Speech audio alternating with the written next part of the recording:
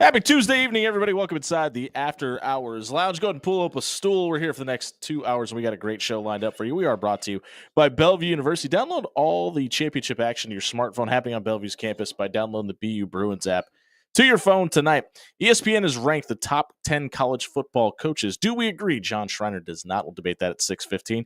Carolyn Chambers, the president of the Special Olympics Nebraska, will be with us to discuss opening ceremonies and what is new with Special Olympics Nebraska. At 7 o'clock, we'll buy or sell on several different topics, including should the NFL send the best of the best to LA to compete in the Olympics in 2028? No, send bums. Yes, we could also send bums, according to Dan, and that would mainly be the Green Bay Packers. The Eagles are standing fast on not needing the tush push. Will we agree with that? We'll see at 7:15. And then we'll give you our Papillion Sanitation trash takes of the night. To wrap the show up tonight, 402-951-1620 is how you can get a hold of the show. You can also get a hold of us on Twitter at AfterHours1620 as well. We got some interesting news in what is after the House settlement over the last 24 hours. And I think maybe the most interesting thing is that it seems, according to ESPN, we're getting a CEO of college athletics. And this is going to be a 7-figure position because, hey, why wouldn't it be? There's more money to be made for everybody. I think this is the only... I'll take it. Congratulations. And we have breaking news. It's John Schreiner. I know nobody wants to do it, so... All right, fine. I think this is the only way to get the NCAA or whatever it ends up being called its teeth back. You're going to have to opt into revenue sharing. But to do that, you have to have parameters on it. Okay, You want to come have a seat at the table? You got to play by the rules. And when we talk about how do you get 1-year sit-outs for transfers back, how do you get some sort of contingency on either a salary cap or a collective bargaining agreement? Okay, well, if you want to sit at the table and you want to be able to participate in whatever the superpower conference ends up being called, you got to abide by these rules and you have to opt into them to do it. Yeah, it's the NCAA has operated in such a way that has been outside the law. Obviously, we know that now for a long time. And it's going to be interesting to see, though, how this goes forward, because a lot of the things that you're proposing, the courts have said they can't do that anymore. Well, and that's where the article from Ross Dellinger from Yahoo Sports comes into a place, and he said there's being a document drafted by officials from the Big 10, Big 12, SEC, and the ACC, and that the entitled universities, avoid universities from using state laws to enforce their rules by opting in. It would waive schools to use state law to sue the College Sports Commission, which it seems like that's what the NCAA is going to eventually be called. And my question is, like, what took this so long? Like, is it just a matter of we're just sitting here waiting for Judge Claudia Ann Wilkins to make her final decision, and we can't do anything until the House of Representatives? But I mean, how many times did we have to see a lawsuit basically overrule a rule that was put in place to protect the sport that didn't even end up mattering? Yeah, and like I don't know how this is all going to work out. Like, well, we talked. It's just so complicated now because like so many of the procedures and rules that the NCAA had in place have gone to federal court. Yeah, and the federal courts have said actually you can't operate that way. Well, see, and that's why I think what we're seeing here from Ross Dellinger and whatever the CEO of college athletics ends up looking like is with this document that's being drafted, it's being signed by all power conference schools, and we've kind of had the discussion of where does Vanderbilt, where does Purdue, where does Northwestern, where do the quote lesser thans of the Power Five fall into this equation if they can't meet the financial requirements? And according to Ross Dellinger, there was this gives the schools the option to opt in as well as opt out. It will provide stability around the rules and enforcements coming from the NIL clearinghouse, which has been aptly named NIL Go. Did you Pokemon Go? Did you just take the first thing that was available on ChatGPT? Because that's kind of what it sounds like. But when it was HBO Go, and then it was HBO Max, and then everybody realized how bad it was. HBO Max again. The consequences for not signing the agreement is loss of conference membership and participating against other Power League members. One anonymous AD told Ross Dellinger, if you don't sign this, we won't play you. Now, that brings up a couple of interesting things, right? Is that we aren't going to see non-conference games outside of the Power Conference anymore? And the one thing that I think is the most interesting thing about all of this is what we've seen from Diego Pavia over the last couple of months and the JUCO rank stuff. Because it feels like the can of worms of 6, 7, 8-year college football, college athletes has been opened. And if you're going to tell me, if I go to a junior college, my eligibility clock doesn't start, then why does my eligibility clock stop if I want to go for a master's or a doctorate? And I don't know if that's going to be as prevalent in college basketball and college football as maybe like pole vaulting or sports that demand less time or less of a travel schedule than we see from the major attention or that grabbing have sports. less professional opportunities. Yeah, exactly. If there's not a bigger calling after you leave college, like college wrestling. Yeah, for sure. And I think that's a legit argument. And maybe that's one of the parameters that NIL Go throws into this, that hey, you can only collect. And listen, if you redshirt, does that unregister you from the ability of making revenue money too? Like those are all questions that need to be asked and to be answered. But I think the option for the schools and the athletic departments to opt in is the most interesting part. The other thing that we haven't really talked about is Kentucky just changed their athletic department to an LLC and is an operating company now. Does that get you outside of the parameters of whatever Pokemon Go tells you you can do? Yeah. But the two interesting things to me are what does the eligibility clock look like? Because I think that's something that we're going to take away as a positive from the COVID years. And what happens to a Power 5 school if they choose to opt out of this and they are not in the revenue sharing brand? And how are they able to self-sustain, maybe away from an ACC, a Big Ten, or what have you? And where does Notre Dame fit into all this equation? So here's my question, and I don't know. Like I'm not Bob Williams. I don't know as much about the law, but forcing schools to opt in or not have a seat at the table, this sounds to me like it could run afoul of antitrust law again. I don't think so, man, because there's a change. It's not, hey, it's business as usual. There's legislating being the House lawsuit is determining all this, right? So where does the world of school and athletics fit after that settlement? Okay, well, if the entire way we're doing business is changing, then I think there has to be opt-in, because there's going to be schools that just flat out can't afford it. And to look at the landscape of college athletics and say, no, Akron football and Ohio State are in the exact same business, it is just insulting everybody's intelligence. And I think it's doing a giant disservice to the Akrons of the world.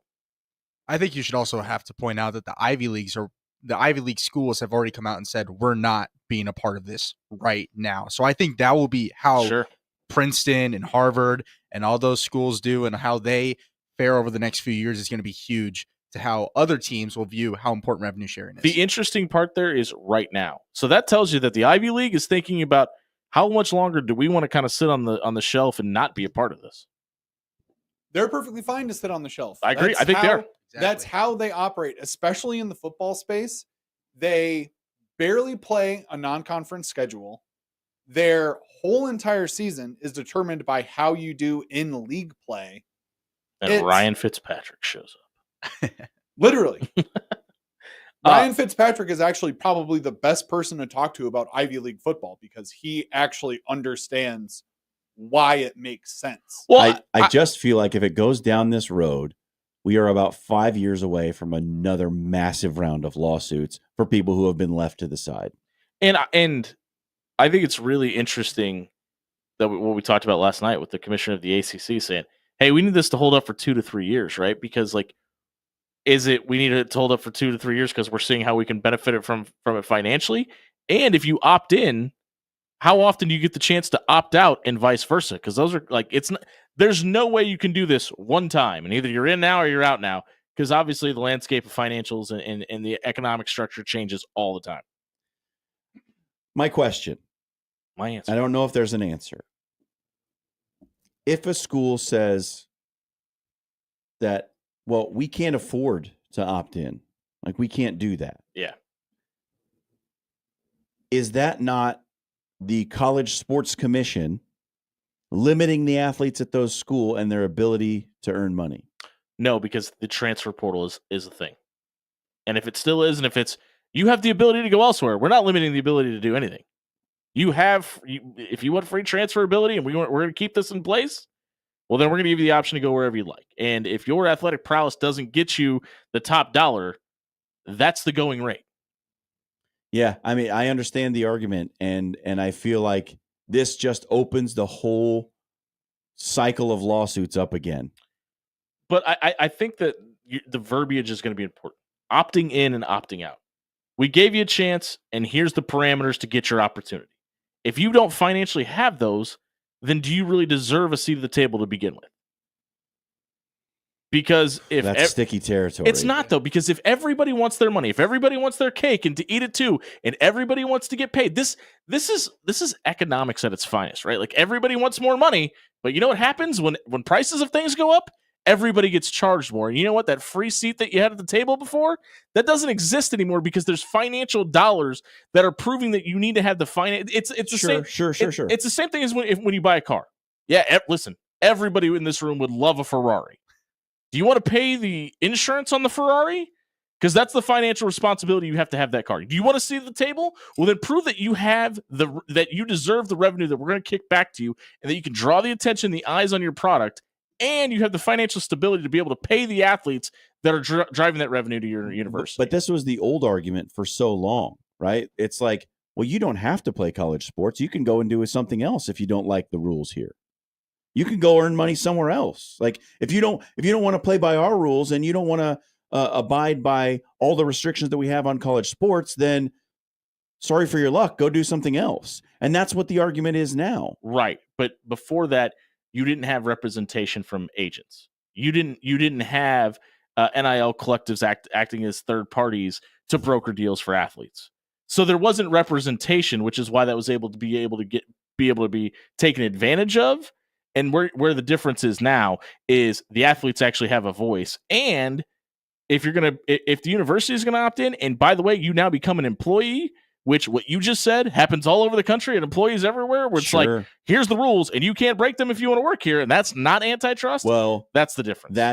That's a different situation. If the athletes become employees of their member institutions, then yes, then you have employment rules that are still subject to antitrust law if they are being adjudicated unfairly and there's collusion between institutions to artificially lower revenues and all those things, then that is subject, in my mind, to litigation. But if they are indeed going to become employees, which I don't know, maybe it's trending in that direction. I don't know how they can't. I don't know how they can't. With revenue sharing, I don't know how you can't deem them employees. And if this is what they're going to do, where they're going to say, okay, we have a college athletics commission and we're rolling back some of these rules that have been taken away, it's going to have to be a different organization.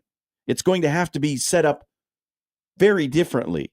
I would imagine there's going to have to be a board of governors, and there's going to have to be some athlete representation on that board. Like, this is going to be vastly different than what we're used to. Yeah, and I think I think the most interesting piece out of all this, out of everything we just said, is what does the collective bargaining side from the players look like? That to me has got to be the first thing you got to figure out. Do you go with it? We talked about the CEO a minute ago, and according to the ESPN article, it kind of feels like they have the idea of who that's going to be. They just don't feel comfortable naming who it's going to be until after the House settlement is finished. But I think you have to actively avoid what we saw with the NCAA tournament. You can't have representation from schools like the North Carolina situation be in any affiliation with this office.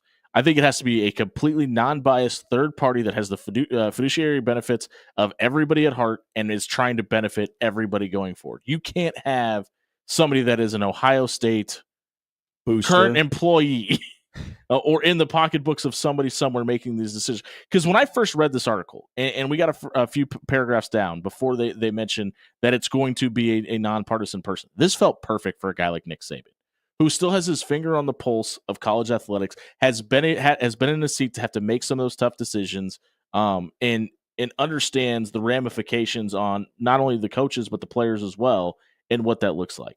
But if you're trying to remove the specter of bias from the conversation, then that's what halted my thought on that is I agree. I think it needs to be somebody that is completely like. a former Ivy League president feels perfect for this, right? Because A, you're probably going to get somebody, I'm going to go on a limb here, probably pretty intelligent to do it, probably understands the financials of running a university, and won't have a bias towards anybody at the top or the bottom of the pile. You would hope so. Man, I mean, this whole thing is look, it's all in flux. Like, we don't know if any of this is actually going to be approved. We don't know if it's going to be allowed to be approved. Like, we don't know what it's going to look like. And but this feels like the most clarity we've really had since NIL became a thing, though. Like, it seems like there's an actual target. Like, there's a little bit of light at the end of the tunnel, that there's an idea of where this needs to go, or what regulation of, quote, fixing NIL in the transfer portal looks like. Sure.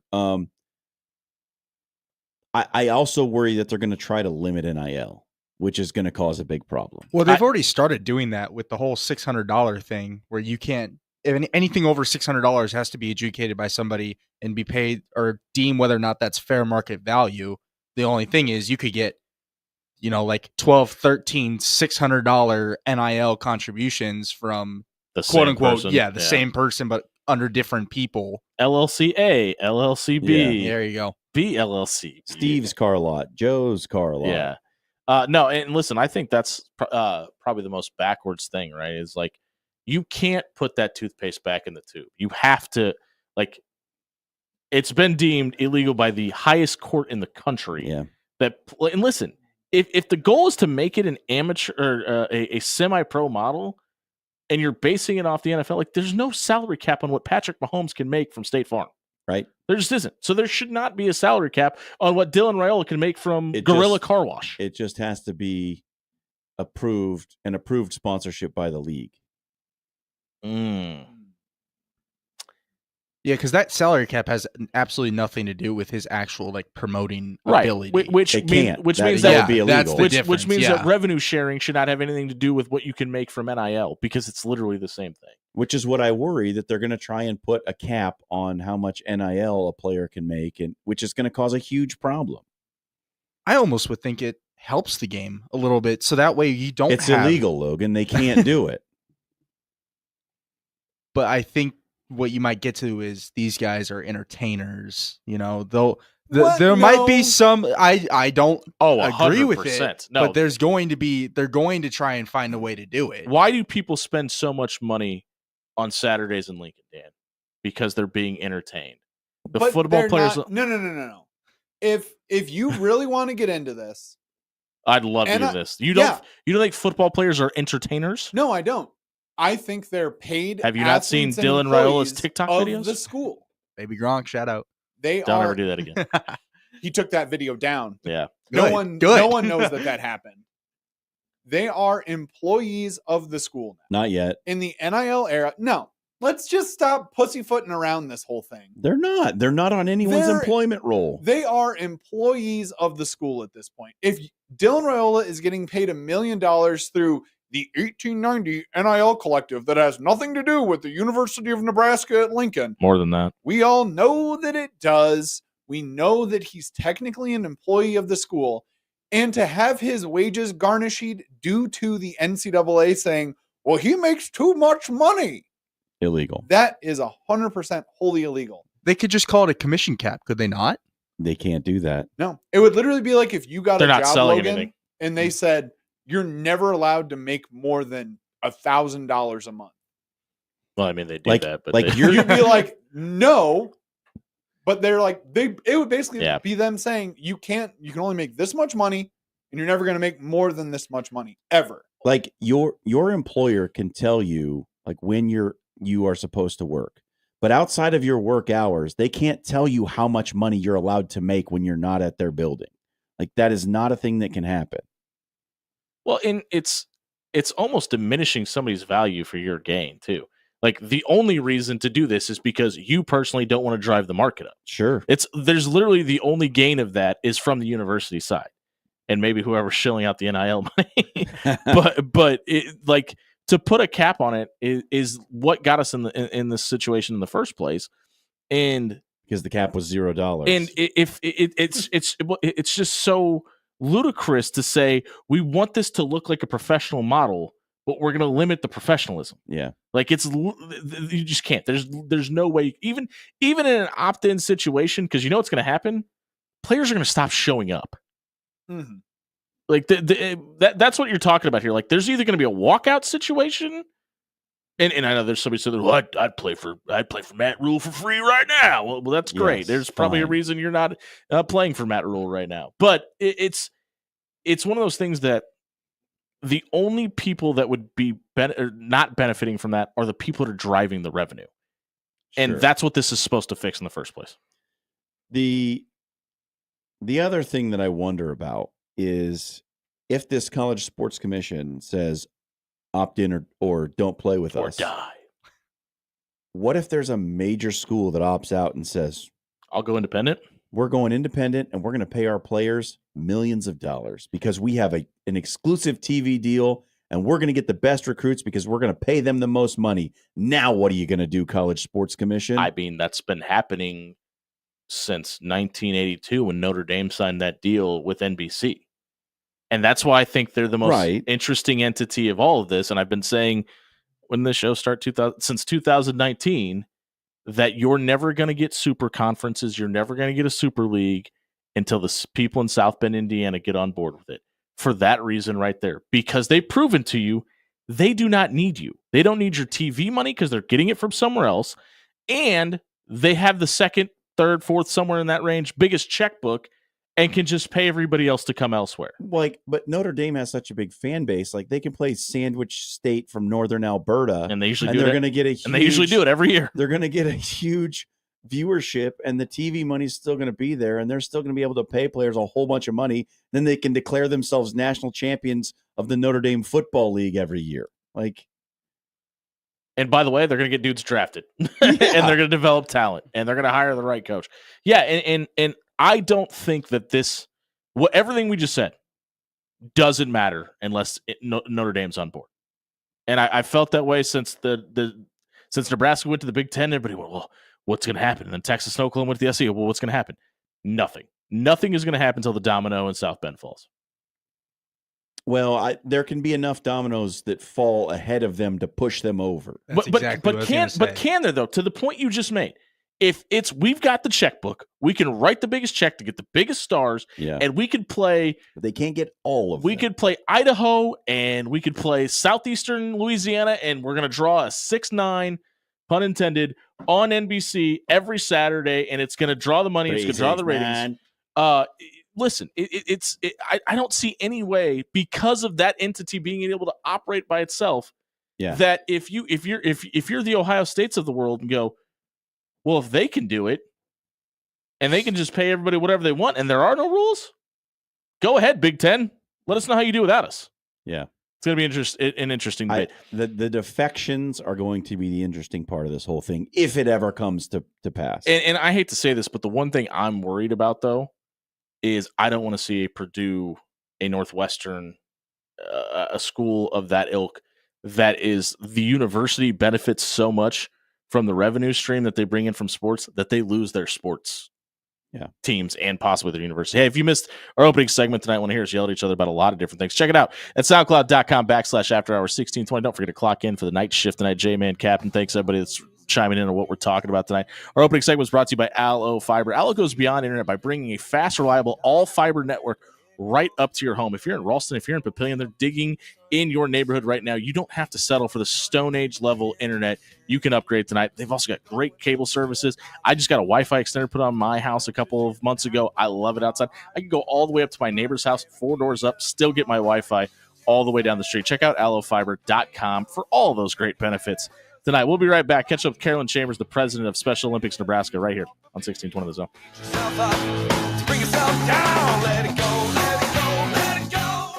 Hey, everybody. John Schreiner here for Jerry Ryan Clothing and Sportswear. What's the matter? You didn't get that big NIL deal? Well, no worries. You can look like you did if you go to 78th and Dodge and check out the new Roan Golf line that they have in stock for you right now.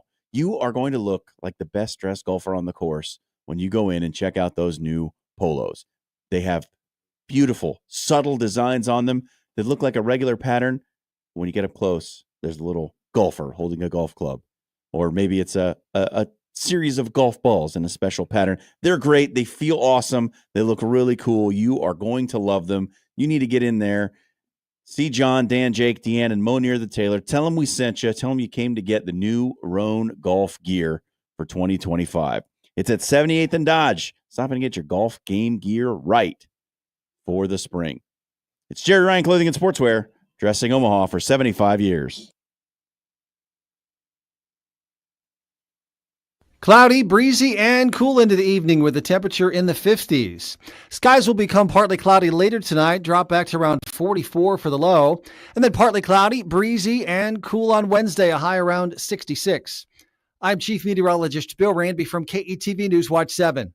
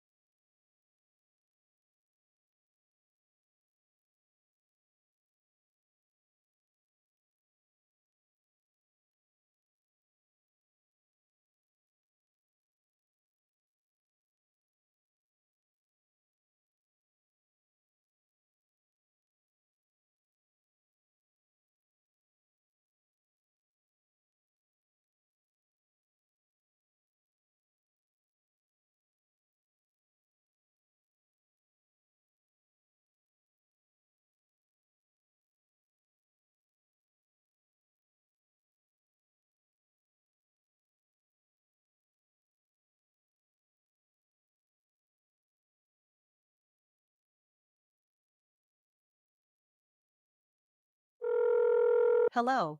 Thanks. Angela, we have to break up. But why? Because you're a robot and I'm just a guy trying to get better internet. It's Allo Fiber, isn't it? I always knew you wanted faster speeds. My contract isn't good enough for you. Face it, Angela. They let me talk to real people. Press 4 to break my heart. Oh wait, you already did.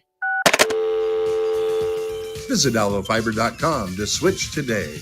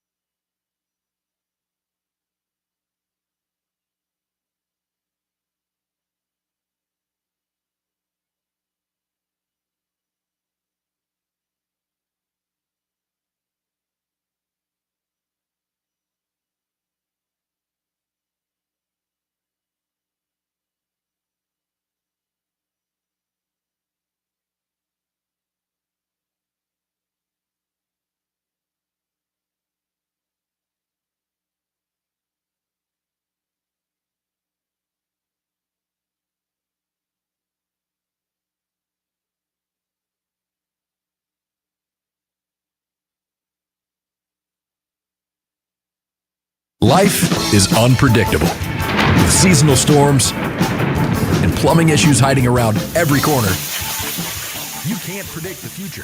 So when life happens, go with a trusted, reputable company like Paul Davis Restoration. Fire, water, mold, or storm damage can all be restored by Paul Davis Restoration. Don't live in the aftermath of tragedy. Restore your home today. Call Paul Davis Restoration at 402-553-0373 today.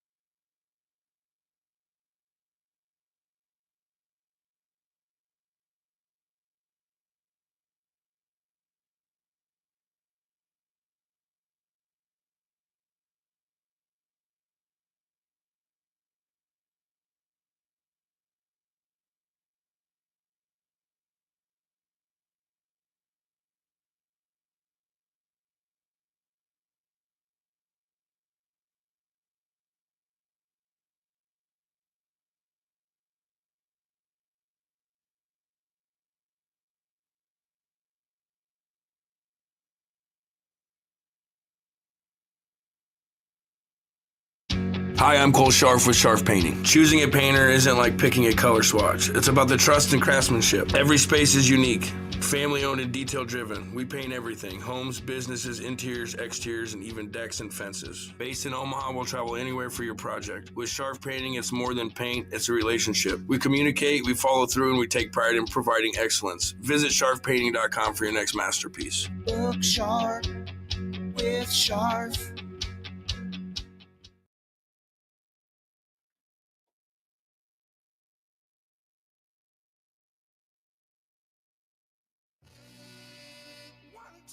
.631 on a Tuesday night edition of the After Hours Lounge, brought to you by Bellevue University. Head over to bellevue.edu, register for classes, become a Bruin tonight. One of our favorite interviews that we get to do almost every summer is Carolyn Chambers, the president of Special Olympics Nebraska, is in studio with us. Thanks for being here, Carolyn. We appreciate it. Thanks for having me. It's a big weekend for you guys. Opening ceremonies for the Special Olympics is May 22nd down at DJ Sokol Arena. What can people look forward to if they're going to attend opening ceremonies? It's going to be a fun night. We have a very traditional Olympic theme parade of athletes. So all the athletes from all over the state march into the arena. It's very emotional, very positive. And then there's entertainment. We give some awards. We install some athletes and coaches into our Hall of Fame. We have some local entertainment. Lemon Fresh Day is going to play for us. And then we also have they're everywhere. Yes, an all-star stunt dog show as well. And then our athletes are going to do some fun games on the floor as well. So it'll be a really fun night and a great place to bring your family. What's the volunteer turnout been like for you this year? And is there still opportunities for folks to get involved if they want to?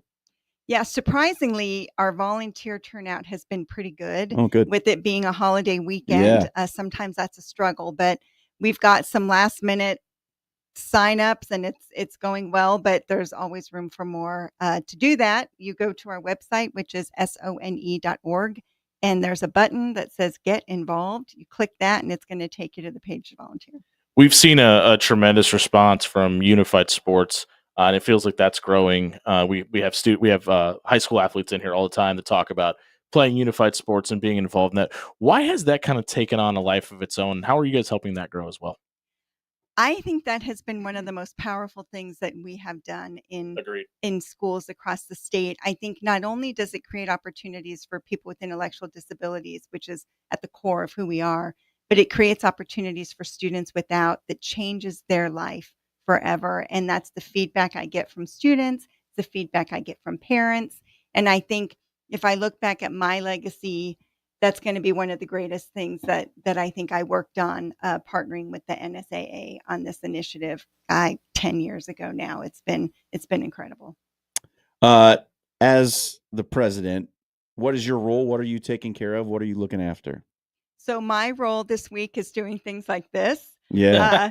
Thanks for being here. This might be my third speaking engagement in the last couple of days, and I'm in Lincoln tomorrow doing more of that. I've got an interview on Thursday live from the pool during our swim event. Yeah. I'll speak at opening ceremonies. I'll speak at closing ceremonies. So I'm there to be a cheerleader, to support my team. I'm there to cheer on our athletes and thank our volunteers and whatever else they need me to do. I think just because the event is held here, we lose sight of the fact that it is Special Olympics Nebraska, not Special Olympics Omaha. How does from Omaha to Scotts Bluff get involved in this, and how far do you guys usually see that reach go? Yeah, we are statewide. We're divided up into 4 regions, and so athletes compete at the local level in whatever region they reside, and through that they qualify to advance to. This would be one of our state competitions. We have several throughout the year.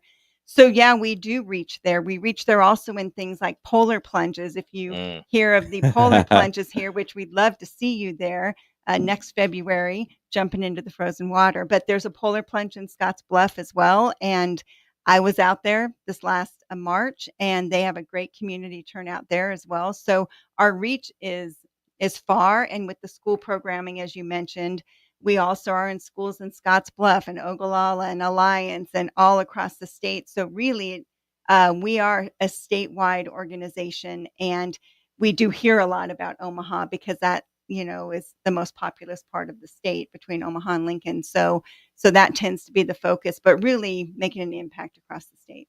Do you have a favorite event? What's one of the ones that's most rewarding for you to watch? Other than talking on the radio, obviously. Yeah, this is my favorite part of summer games. But I would say not at summer games. My favorite event to watch is powerlifting. Oh, okay. Because I see our athletes do things that most people cannot do. Yeah. And so often our athletes are labeled as maybe not able to measure up to other people or measure Sure. up to a standard or a norm that is set for them. But when I watch someone with Down syndrome who weighs 127 pounds and he deadlifts 254 pounds, that is incredible to me. And such an amazing accomplishment when you put your mind to something and what you can do. It is Special Olympics Nebraska, and we're catching up with the president, Carolyn Chambers, here on After Hours. But it is Nebraska, and there's this pretty big monster about 45 minutes down the road that takes up 12 Saturdays out of the year from people. And you guys have the Big Red Raffle. Can you talk about what Big Red Raffle is and how it's benefiting Special Olympics Nebraska? The Big Red Raffle is an annual fundraiser we do in the fall, and we're very fortunate because one of our key partners donates 2 50-yard line season tickets as the grand prize. And here's the interesting thing. 20 years ago when we did the Big Red Raffle, we had a car as the grand prize. Okay. And we raised, I'm going to say $40,000. When we shifted the grand prize to season tickets, we more than doubled that revenue. And now it's a 6-figure fundraiser That's for incredible. us. And Farmers Mutual of Nebraska is our generous donor of those tickets. And I think it's the idea that you think there's a chance you could win that. And you know, people love the Huskers and our state loves football. So it's a great prize to get your name in. But yeah, it's one of the great ways that we raise money for the work we do, and our teams all across the state sell in their communities, and every dollar that they sell in their community, whether that's Hastings, Kearney, Norfolk, Scottsbluff, all of those funds get earmarked for whatever that delegation needs. If somebody has the ability to make a monetary donation they would like to, how can they do that as well? Again, our website, there's a button that says, get involved if you want to volunteer or donate now if you want to support the organization financially. And besides the big event this weekend, what other sorts of things is Special Olympics in Nebraska involved in? I think we already talked about the school program in Unified Champion Schools. That's in its 17th year now here in Nebraska, started in 2008. Another big component of two big components of what we do is we offer a lot in the world of health. So part of this weekend, there will be free health screenings for our athletes because the research is showing they're still not getting access to quality health care. So we'll come in, and if you need glasses, we give you a free pair of glasses. Another exciting thing is we are offering a foot screening, podiatry screening in a few weeks. And those who sign up will get a free pair of shoes. Oh. And so we are making sure that our athletes have good footwear because the most common problem is they're wearing the wrong size shoe. So we're going to get them in the right size, get them a new pair. That's something that most people don't realize. We have a lot of movement in the world of health. And then leadership training. Some of our athletes are amazing ambassadors for what we do. And we are always looking for ways to build their courage, give them opportunities to lead, give them opportunities to grow. And it has really come back full circle because they're planning a lot of these events now that I'm talking about. They're doing the legwork on it. We have co-MCs now. They choose the entertainment. They're running closing ceremonies. So it's really great to see our athletes step up and lead, that we're not a movement for our athletes, but with our athletes. So I think that's a really incredible transformation of the work we do. I think this is the 5th time we've had you on, and I don't think we've ever asked this question just because we try to make it about the athletes and the athletic events that are happening. But is there how can people give back to maybe parents of these athletes or people with intellectual disabilities to help out? Do you guys do drives for clothes or anything like that people can get involved with as well? We don't typically do drives for clothes.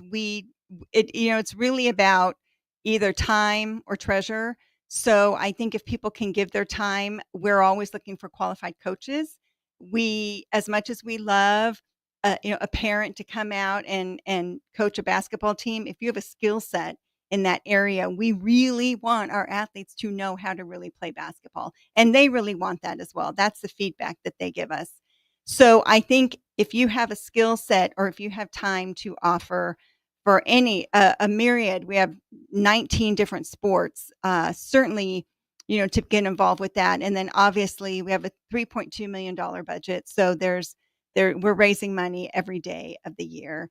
And so that is another way if people want to get involved. Again, the website is sone.org. If you can donate your time or if you'd like to make a financial donation, you can do that as well. Make sure you get down to DJ Sokol Arena. Doors open at 6 p.m. Over at 701 Florence Boulevard down in downtown Omaha. Carolyn, thank you so much again for giving us your time. Thank you. Good luck on this weekend. Thanks for having me. If you missed the Special Olympics Nebraska segment tonight, check it out at soundcloud.com/afterhours1620. Was brought to you by Cunningham's Pub. 2 great locations you can stop by tonight out of the Old Mill location. Stop by and try my personal favorite. It's the Everything Bagel Salmon Wrap. It's guacamole, it's salmon, it's lettuce, it's tomato, it's cheese. You're not going to be disappointed. Stop by, tell Derek and the crew that the After Hours Lounge Essential. We'll be right back. Where do we rank the top 10 coaches in college football? We'll tell you on the other side of the break. 1620 The Zone.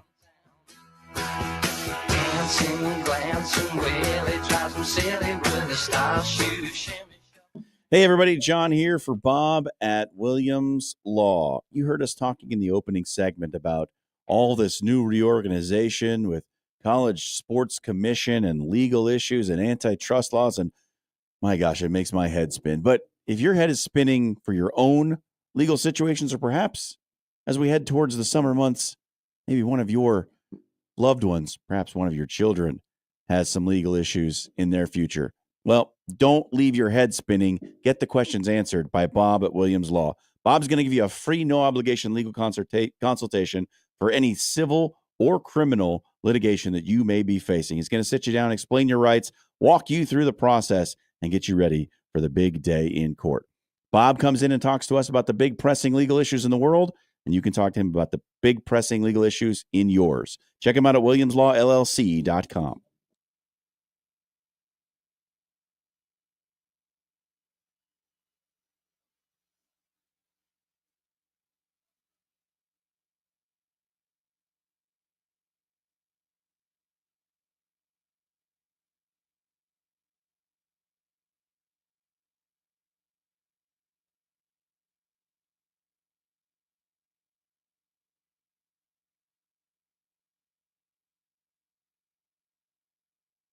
You can get a great craft beer pretty much anywhere these days. But what about the whole package? Dining out, service, and atmosphere? Come to Cunningham's Pub and Grill, home of Omaha's original smoked wings, now with 2 locations. We're bringing back Sundays at our Old Mill location this fall, where you can catch all the sports while enjoying quality food and drinks. Find your flavor and follow us online for unique daily specials and fun craft beer events. Cunningham's Pub and Grill in Old Mill and now Blackstone.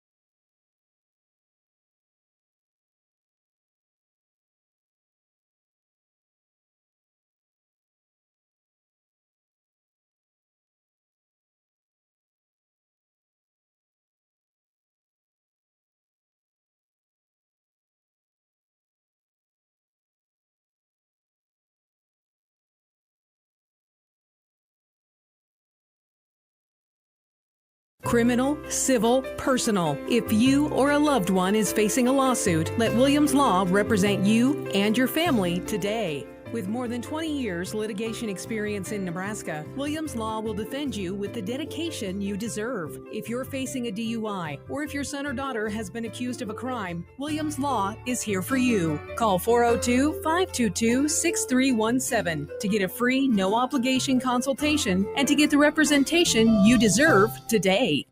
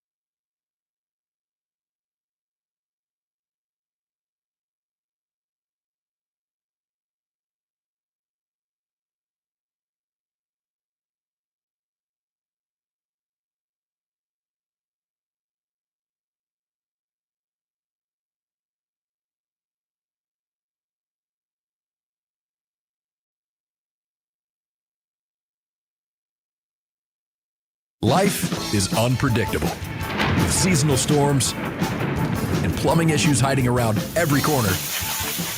You can't predict the future. So when life happens, go with a trusted, reputable company like Paul Davis Restoration.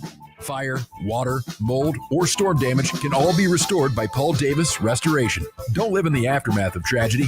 Restore your home today. Call Paul Davis Restoration at 402-553-0373 today.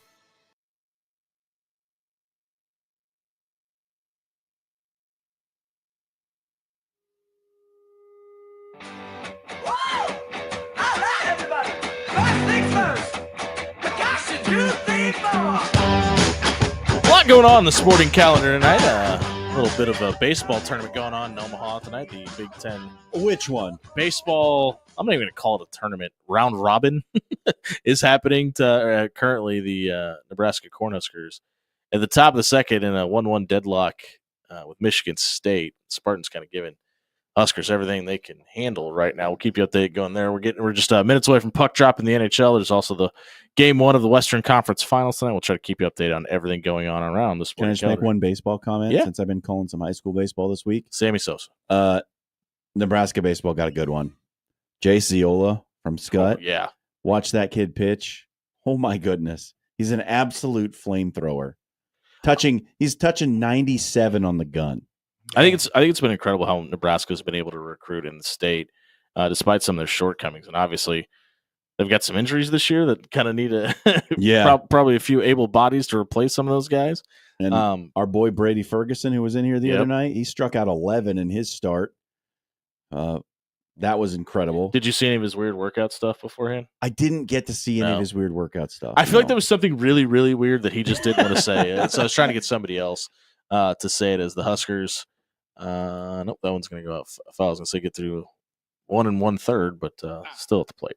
I was going to say I was hoping he was going to have like the Paul Skeens, like just chuck a bunch of balls as hard as I can, chug a muscle milk, and then just slam some honey. Yeah, and be like, "Whoa!" It felt like there was some of that there. It just didn't find its way out onto the radio. ESPN has ranked their top 10 college football coaches, and this is my nightly friendly reminder that only three of 136 active coaches have won national championships. Whoopsie. In college football. The list is as follows, and I have some discrepancies, so I'm imagining that you do as well, John. Kirby Smart 1, Ryan Day 2, Dabo Sweeney 3. Then that's where it becomes interesting, right? Because those are the three guys with natties.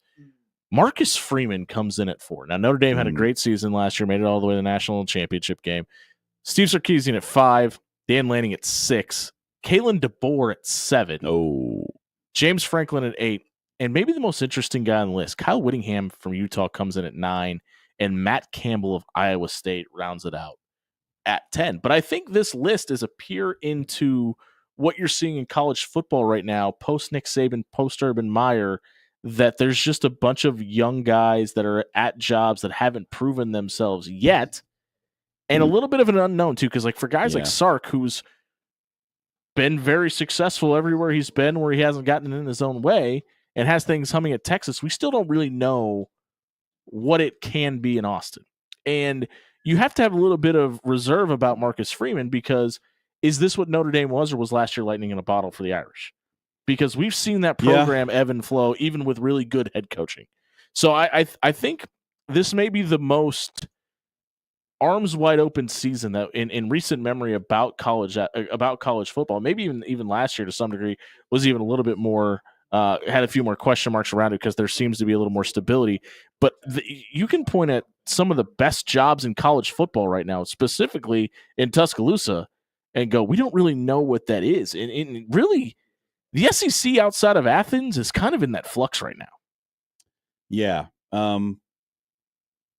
So for me, like, there's a great comment in this article by Bill Connolly, and he said that his quote was, "You learn something about yourself when you make a list like this. And I learned that I evidently prefer coaches who A, do more with less, or B, have a long track record."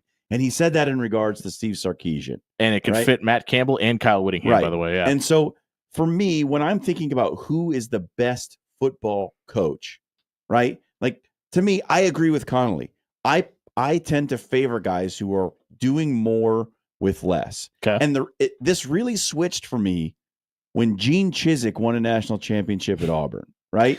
Because if Gene hold on. Gene Chizik did not win a national championship. He was the head Auburn. coach, and he got Cam the ring. Newton won a national championship. But that's at Auburn. that's my point exactly. Yeah. Right. Gene Chizik. I will just all argue he had that to till do. the day I die. All he had to do was roll the ball out with that roster, pretty much. Yeah. And they were going to win a lot of games. Right. They were going to win a lot of games. Are you making a Ryan Day comparison here? Is that where you're going with this? But this is the thing, and we've had this discussion before. What would Ryan Day look like coaching at Tulsa? Sure. Oh, how would he be? Which is why I think it's really interesting that Brian Kelly doesn't appear on this list. Now, obviously, did a great job in Cincinnati with minimal resources. Did a pretty good job in a flux state with Notre Dame where they didn't really have a full cupboard either. And obviously, he got them there. Yeah. But do you really like?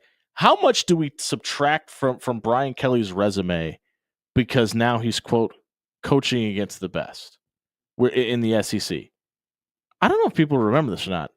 The Big Ten is the conference that had 3 of the 4 in the Final Four last year, yeah, not the Southeastern Conference. And by the way, the Big Ten had the number 1 overall seed. Look, I'm not trying to disparage Ryan Day. He's done a magnificent job coaching Ohio State unless they're playing Michigan. But had the highest payroll in football last year. Sure. So it's hard to really gauge, like, how good are you at X's and O's and scheme, and and are you just more talented than everybody you play? Which, like in college athletics, part of being the head coach is getting those elite players to play for you. Hey, and Jeremiah Smith, pretty good. Part of coaching is convincing the players that you should coach them.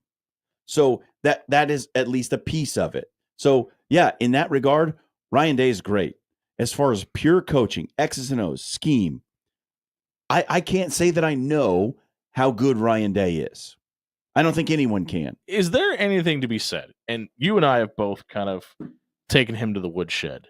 But Dabo Swinney is a guy who has dug his heels in and said, no, you move. I'm not going to pivot how I build this program. Yeah. I'm not going to pivot how Clemson football is ran because everybody else is doing something different. And I think different is the perfect word to sum up Dabo Swinney.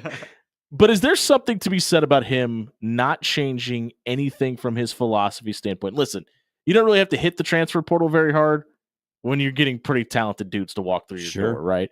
But the fact that he's not really pivoted away from that, and Clemson has been on the verge of either winning a national championship, being in the playoff, or at least being in the top 15 to some degree every single year. So what's the question? Do we read too much into the fact that Dabo Swinney is a weirdo because he's a really good coach? No, I think Dabo Swinney is still a weirdo. But do we read too much into it? Can you be a weirdo and be very successful? You can, but I think you also have to, at some point, you have to ride the current and not paddle upstream if you're going to be successful, right? There is something to be said for, going your own way and doing it the way you want, and that's fine. But if that's detrimental to you winning championships, don't you think that discretion is the better part of valor? 180-47.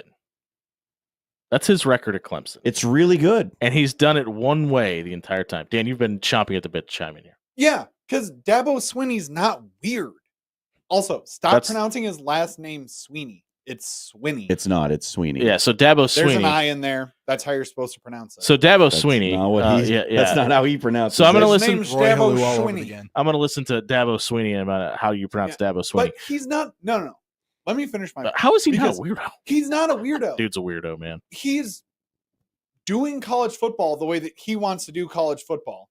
You want to talk about weirdos who we have respect for? Because this is the problem with college football. I already brought up Brian Kelly. Is you people in the national media, want to knock down Dabo Swinney every single year. It's cool that I'm in the national media. Be like, man, he's just weird. He's just trying to get a football team together the way that he wants to get a football team together.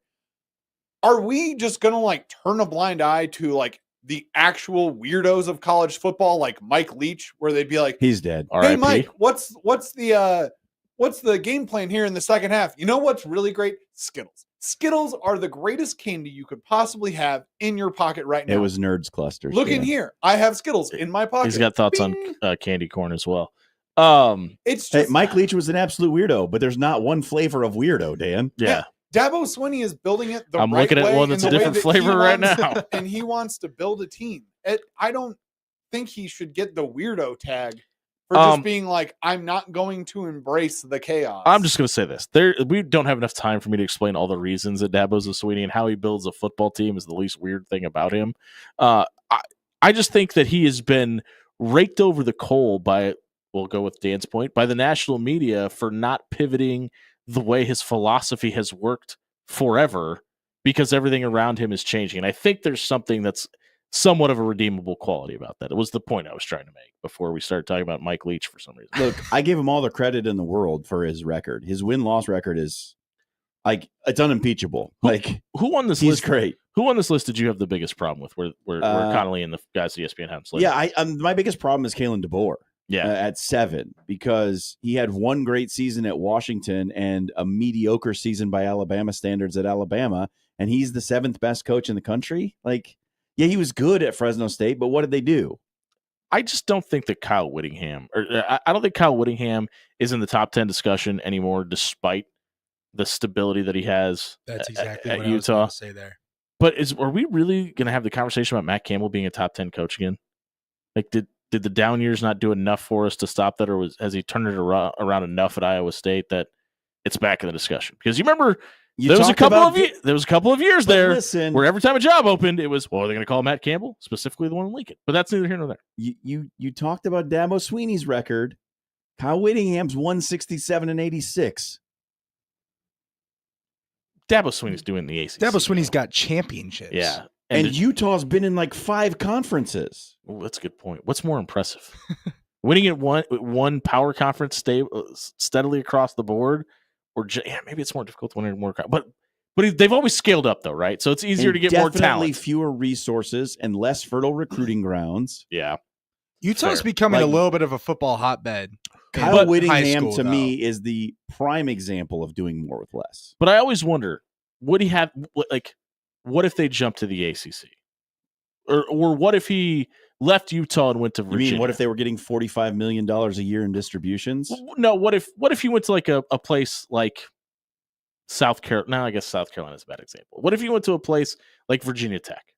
Could he be as stable? I think so. I do too, but we don't know that. It's the same thing with Dabo Swinney. He's done it all at Clemson. Yeah. So to your point about Ryan Day, could he go to Tulsa and have the same results? It's really hard to argue, but like I think this list is, everybody on this list is definitely a top 20 guy. I don't even think that's debatable, right? Can we agree on that? Yeah.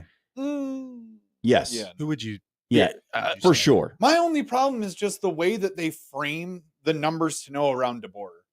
That's really the only thing. He's 15-3 against top 25 teams in the last like five seasons or whatever. Yeah. Whoop-de freaking do. He coached at Washington, where, surprise, surprise, you're going to play at least 3 top 25 teams a year. And then where's he coaching at now? Oh, yeah, Alabama. The place where everybody is ranked in the top 25 at the start of a season, basically. Yeah, but he's 15-3. Give me a break. But he's won a lot of those games. Let's go through the others receiving votes category. So Brian Kelly was just outside the top 10. Who was clearly the clear and away number 11, by the way. Bill Belichick was number 12. Which doesn't even make sense. Well, there was an explanation for Belichick. He's Bill Belichick. Kyle Bonagura ranked him number 1. Let me give you 6 reasons why Bill Belichick should be on this list. He said, and 2 more extra ones just as defensive. Bonagura's quote is, "I guess it's a matter of how we all interpreted the criteria for rankings. We were asked to rank the best football coaches, and Belichick is the most successful coach in the history of the sport at the highest level." So making a lot of bad decisions in his life these days. Yeah, I really like that they had Jeff Brom and Chris Kleiman in the discussion too, because those guys are 2 guys that I really don't have to give any more flowers to because I do it at nauseum on this show. But and good old Kirk Ferentz got a 10th place vote from somebody. Yeah, one vote, probably an Iowa alum. Yeah, listen, I don't think Chris Kleiman is ever going to leave K-State under his own volition just because he doesn't like being in the public eye that much, and Manhattan is perfect for that, and he could be successful there. But man, I'd like to see him with SEC level talent. I just think he's that dude. There's one name on the others receiving votes category that to me, to scratch your head a little bit, is absolutely silly, and that's Kenny Dillingham at Arizona State. Yeah, like talk about being a prisoner of the moment. I do. His overall record is 14-12, and he's coached for 2 seasons. There's no way you're a top 10 coach. Easily number 4. I really like that Jeff Monken got his flowers in this too, because that Army defense last year was insane. Yeah. If you missed our thoughts on the top 10 coaches in college football, check it out at SoundCloud.com/AfterHours1620. Dan Campion will tell you which college football coaches he thinks is weirdos there. Check it out. It's brought to you by Controlled Comfort Heating and Air. If you're looking for a new job, Controlled Comfort is hiring.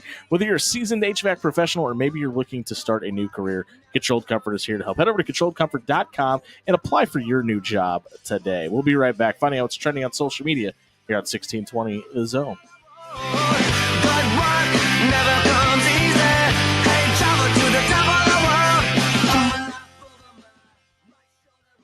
Hey, everybody, it's Jimmy Allen here for Pepper Jack's Grill. 10 great locations throughout the Omaha area. We've been hearing us tell you that forever. You don't have to worry about, man, am I going to be hungry after I get Pepper Jack's? You know the answer to that is always no, but they've added some items to the menu just to make sure they can ensure that for you. Whether you want to pair your steak Philly up with the steak fries that have been around forever, they've got other options now. You can also get jalapeno poppers, cheese curds, onion rings. The list is endless. Stop by Pepper Jack's tonight. Grab dinner, grab a side, and enjoy your meal.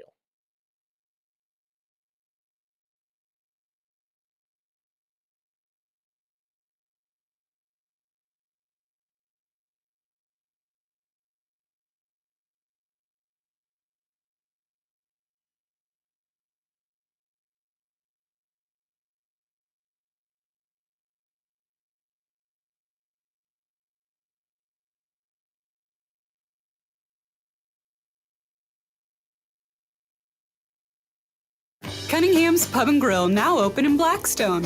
Signature smoked wings, one-of-a-kind sandwiches, wraps, burgers, and more. Fill your glass with craft beer or one of our house-made cocktails right on tap. Whether it's lunch with the office or watching the game with friends, come experience a great time. Keep up with us online for delicious daily food and drink specials and find your flavor at Cunningham's. Locally owned and operated in Old Mill and 38th and Farnham in Blackstone.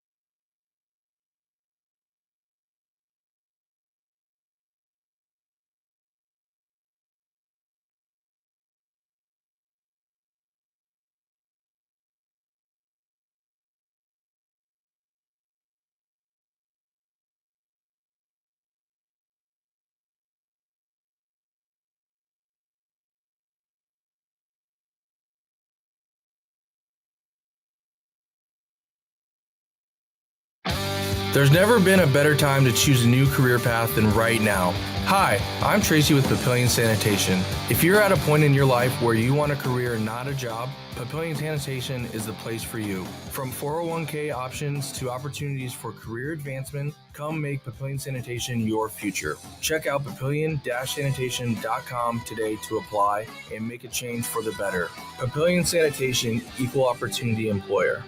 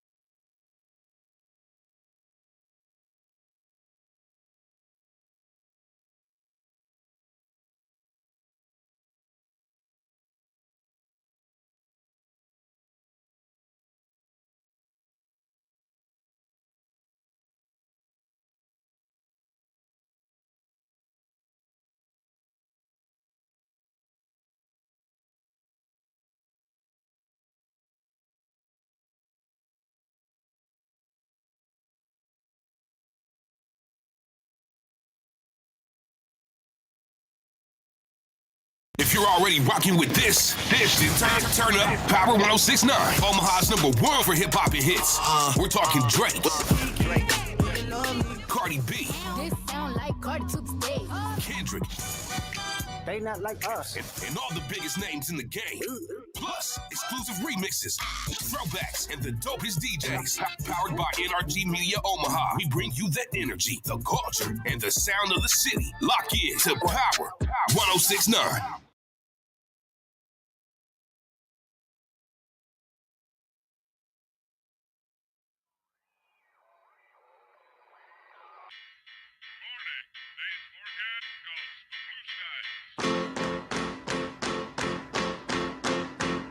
We are way behind the clock right now. It's 7:08, and we're still stuck in the first hour. I got something. We got 2 updates. Go ahead, John. Did you know that the Creighton baseball coaching staff got coaching staff of the year in the Big East? They sure did. And they also won the Big East tournament. So congratulations to Ed Service on his retirement tour, winning the conference on the way out. Will Bolt tried to win himself a conference as well, as the Huskers currently trail 3-1 in the bottom of the second in Omaha. It is time for the social media soundbite, where, Dan, do we have something tonight for the social media soundbite ready to play? Yes, we do. All right, Logan, fire away. Look.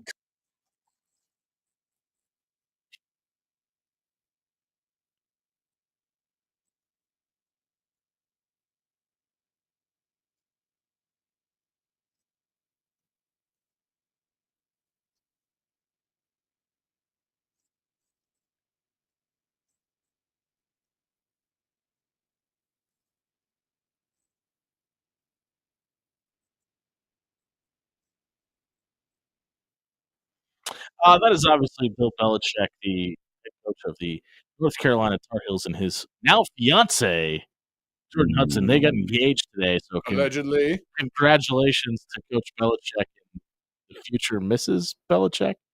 I have a feeling she's going to be Belichick Hudson. She's going to be a hyphenate because she wants to keep her Kristen around. Oh, Dan, come on. She's 24, he's 70. It's personal brand time. Do we think this is going to get to the altar? If you're asking if he dies, Oh, not where I was going, Logan. That's a fair point. Freaking dark. Yeah. Jeez. Yeah, I think it does. So, man, I don't listen. 2 things. I've been on record saying this. I don't think Belichick coaches a game in North Carolina, and I don't think this gets to the altar. It feels like somebody is going to step in soon. Hard Knocks was ready to follow around North Carolina and Bill Belichick in this offseason.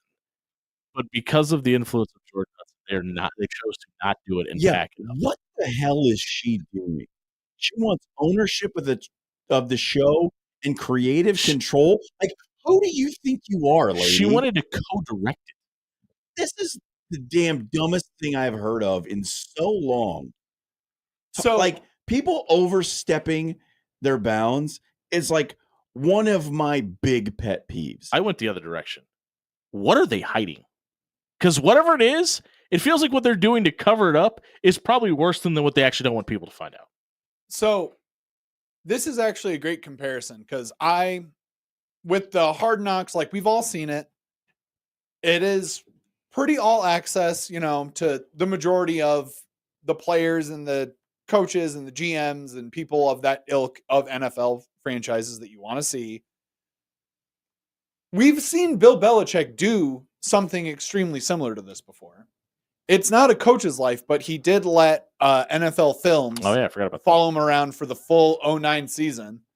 And I just happened to stumble upon that today. And I watched it and I said, this is probably what Hard Knocks was going to look like. For sure. In like an expanded format. Why would you cancel that? Because that was the first time in my entire life that I've been like, oh, Bill Belichick is human. He's not just a football robot. He actually has emotions. Like when he's and in is that a football Giants, weirdo. when he's in that Giants locker room, he like starts crying. Like gets like legitimately choked up and like his voice cracks and everything. And he's like, lot of good memories in this building. And I was like, oh, Yeah, he's a human. Hudson demanded to be given content approval and partial ownership of the show. Now, came out last week. She's also been given $9 million by Bill Belichick to start a real estate firm. Her own NIL fund. Yeah, apparently, this just doesn't feel like it's going to end well. But like, here's the thing, right? I could understand if she's a former TV producer or something like that, Has merit and to do has so. any experience with media whatsoever. She's just trying to throw herself into a giant television production that's become its own monster. And she's like, I want to be in control of it now. And it's like, that's not the way the world works. Who are you? What do you think this is? You're Bill Belichick's fiance. You're not the producer at HBO. You're Get also out of here. 24 years old, and not too many people around your age range are landing those jobs. Hey, we got to get to buy ourselves. If you missed the social media soundbite tonight and want to figure out which other weird coach we talked about tonight, check it out. SoundCloud.com/afterhours1620. It was brought to you by our friends at Pixel Fire Marketing. If you're not showing up the top of search engine optimization, maybe your website doesn't convert to mobile. You need to have a social media presence. Check out pixelfiremarketing.com for more details today. We'll be right back on the other side of the break. Buying or selling on Pushing Tushes.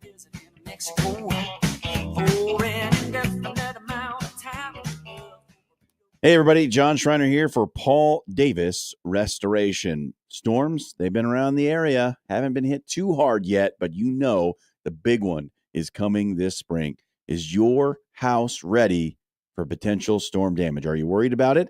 Do you have some lingering things that you're still considering from last year's storms? Maybe you're worried about some mold that may be forming in that basement. Well, Paul Davis is the one to help you out. 402-553-0373. That's the number to call. They're going to get your house fixed up to the way it was before that storm damage happened. They can get you back to right. 402-553-0373 is the number. It's Paul Davis Restoration.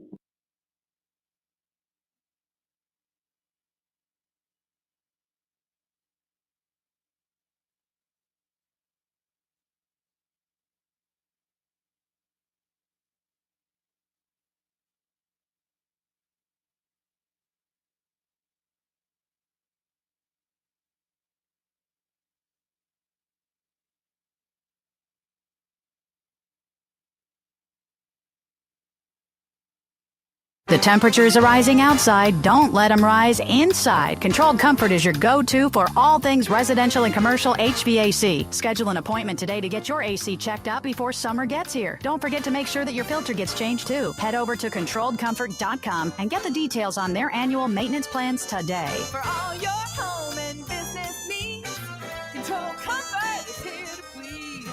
Control Comfort keeps it under control. Yeah.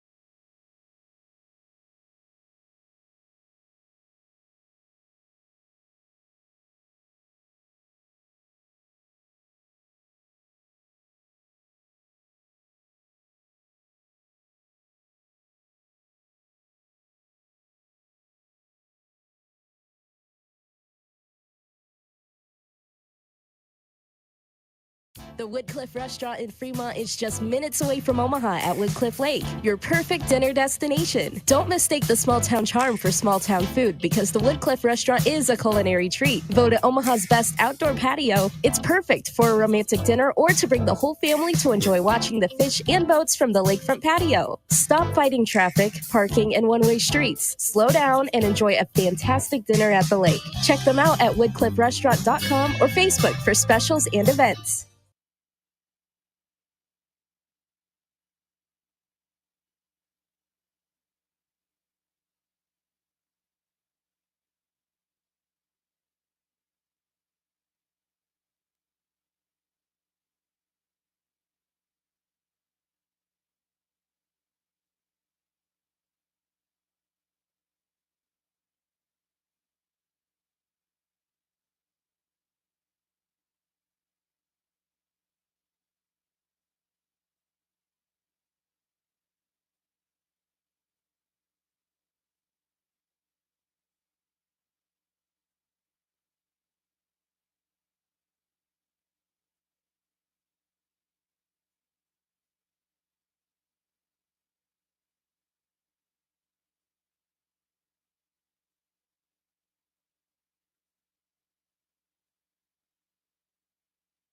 Criminal, civil, personal. If you or a loved one is facing a lawsuit, let Williams Law represent you and your family today. With more than 20 years litigation experience in Nebraska, Williams Law will defend you with the dedication you deserve. If you're facing a DUI or if your son or daughter has been accused of a crime, Williams Law is here for you. Call 402-522-6317 to get a free, no-obligation consultation and to get the representation you deserve today.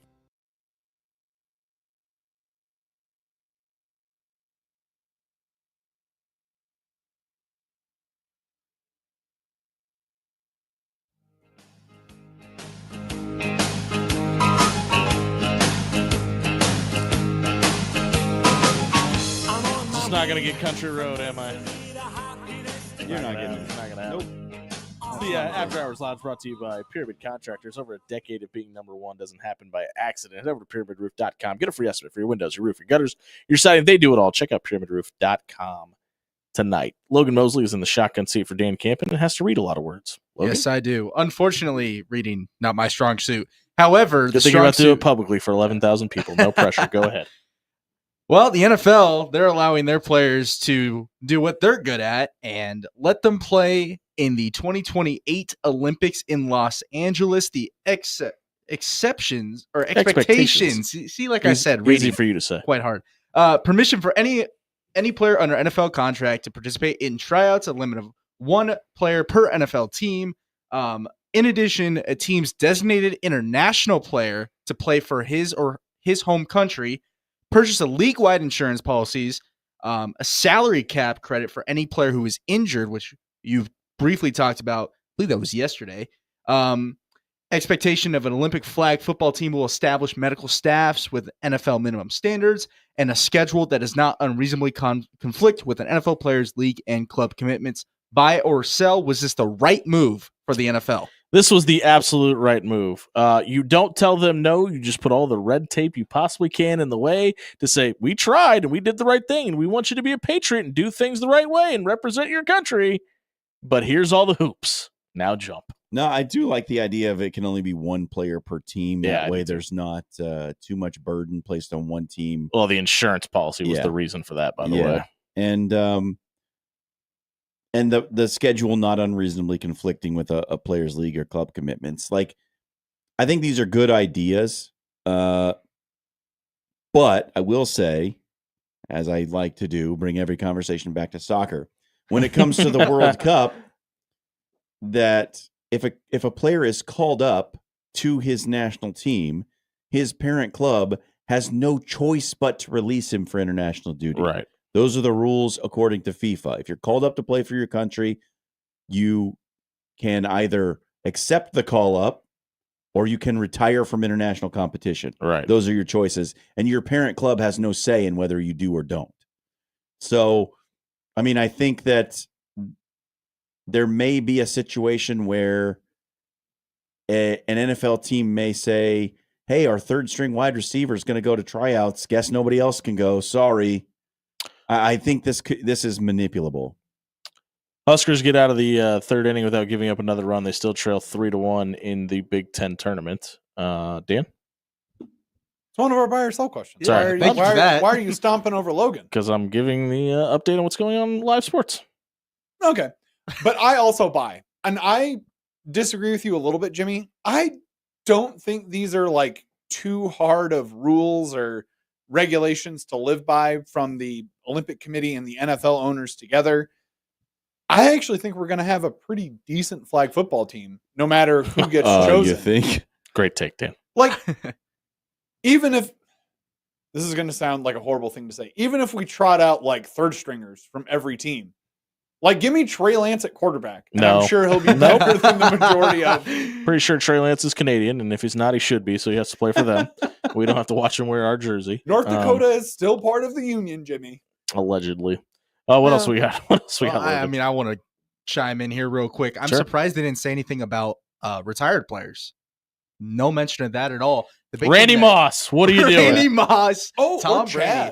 Moss and folks in the Olympics. Yeah. Hey, those 50-year-olds would mop on every single country. Was that Coke I've or what? seen Was that Bud T.O. Light? run against some guys. Exactly. He's got the- Terrell Owens is trying to get back in. Heard He's got Ahmad the Green wheels. might want to come back, maybe, potentially. No. Antonio Cromartie, if he can get the paycheck for it, probably needs the money for the kids. Or Phillip Rivers, for that matter, too. True. All right. got kids to pay for. 12 of them specifically. All right, next one. Boogie Flan was considered a second-round pick in the NBA draft, but is returning to school after attending the NBA Combine and just committed to Florida yesterday. Buy or sell NIL will give us more guys by passing the NBA draft. Yeah, I think the NBA is the outlier here, right? Just because there's really 2 rounds, and in the NFL, you get those 7 rounds, and guys are more likely to go places. I honestly think this is going to become more of a trend. I think there's a couple guys currently in the draft that if they had any more eligibility would probably be back on a college roster making a paycheck this year that'll probably going to have to take a pay cut to go to the G League. I think it will result in more guys who do what Fland is doing, which is where they opt in, but leave the option open to come back, and they get their grade. And then if they don't like it, they transfer for the bag for another year of college. Behind And the look, bag. Zakai Ziegler's trying to sue the NCAA to get another year of eligibility. So there's plenty of guys who still want to play college basketball even after they shouldn't. Yeah, this is definitely going to be a trend going forward. I buy 100%. It's something that has always been an open joke and kind of just a general mockery of the NBA draft. Is it's like, okay, cool. The first 5 picks in the NBA draft are superstar, superstar, superstar, superstar, superstar. And then at number 6, you're of. like, who? And it goes down the list of like, I don't know who the majority of these people are. Like, it's random international players. It's people who you haven't heard of. It's a 19-year-old Lithuanian. There was that one guy. Who the heck is Hingus Pingus? There's that one guy that got drafted during the Taco Bell commercial that one time that ended up being the best basketball player in the world. What else we got, Logan? Here you were talking about Nebraska baseball currently down. What'd you say? 3-1 to 3-1. Sparty? Yeah. Unbelievable. Bottom of the third. Huskers are. Yeah. You love to see us losing. Buy or sell, Nebraska can come back. Will Bolt pull a rabbit out of his hat and find a way to win the Big Ten title? Well, we haven't talked much about this, but the reason I refuse to call it a tournament is because it's not a tournament, essentially. And if you split a series, whoever is the higher seed coming into the event is going to move on despite the win-loss record in the, quote, tournament. So it doesn't even make sense how they even put this thing together. Like, they're just piecing and parting this thing together since adding the West Coast schools, and I kind of hate the format. They got to find a way to eliminate teams, put buys in place, and actually make this a tournament that matters. With that being said, I think the deck is stacked against Nebraska, even if they are able to come back and win this one. I don't think they're even going to move on past this game, though. And this is legends and leaders all over again. But worse somehow. No, I do not think Nebraska baseball can win the Big Ten tournament. This team suffered a real debilitating pitching injury early on in the season and just hasn't really recovered from that. It doesn't seem like it's Nebraska's year. I will parrot the Double J's opinions and say, Nebraska fans, if you want to pin your hopes on a stick and ball team right now, there's a little bit of a wider bat and a larger ball, and the circle is only 60 feet away. And they are called good. Softball. Her name is Jordy Ball, and they're on fire. They're really good at the sport. ESPN 2, Friday night. You don't have to listen to this show. Logan? We're not on Friday night. So I said, you don't have to listen to this show. Perfect time. Yeah. Number 4, Ashton Genty said he is getting rid of his quote-unquote Halloween Michael Myers stance in Vegas because Chip Kelly said he had to get rid of it. He has to go back to his proper two-back stance. Buy or sell? Is this a good move for Genty? I don't know why you would take a look at anything he did at Boise State and go, we need to change that. This is Chip Kelly we're talking about. I don't care.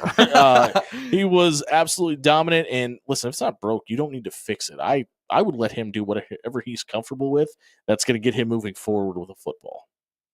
The problem is, I think it is broken. You do? Okay. Because, and like to get really technical for a minute, if you're just standing straight up versus having your legs flexed a little bit, you can explode faster from that legs. There's a reason sprinters run out of a block situation. So to say if it's not broke, don't fix it. Well, maybe he could even be better if he used the proper technique. So yeah, this is a good move for Ashton Genty. Listen to your coach. I think the question we need to ask, is this the most May 20th question of all time? It is. It's quite May 20th. Bye. Yeah. But yeah, I'm going to go with a man who has a lot more experience in this than I ever have or ever will, probably. Chip Kelly's probably watched multiple rounds of film on Ashton Junty while at Boise State. And maybe he found something with the Michael Myers stance where he's like, he's tipping if he's going left, he's tipping if he's going right. Good point. Or there's something there. And to John's point, just kind of makes more sense to be in like a regular 2-back stance. There's a reason that everybody does that. And it's not just because it looks cool. Because if it was about looking cool, Junty looked pretty cool standing back there like a zombie. Marshawn Lynch kind of had that the zombie stance a little bit too early in his career. Yeah.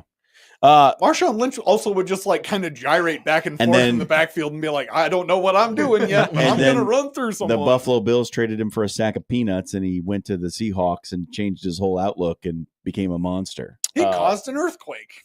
Became beast mode. Hey, if you missed Buy or Sell Tonight, check it out, soundcloud.com/After Hours 1620. It was brought to you by Controlled Comfort Heating and Air. Temperatures are going to rise outside. You don't need them to rise inside. You need to get a maintenance appointment set up for your HVAC unit. Tony and the crew are going to come out, take a look at your AC, take a look at your heater, make sure that both are snug and ready to go for their respectable seasons. Head over to ControlledComfort.com and set up a maintenance appointment with Controlled Comfort tonight. We'll be right back on the other side of the break talking more pushing of tushing here on 1620 The Zone.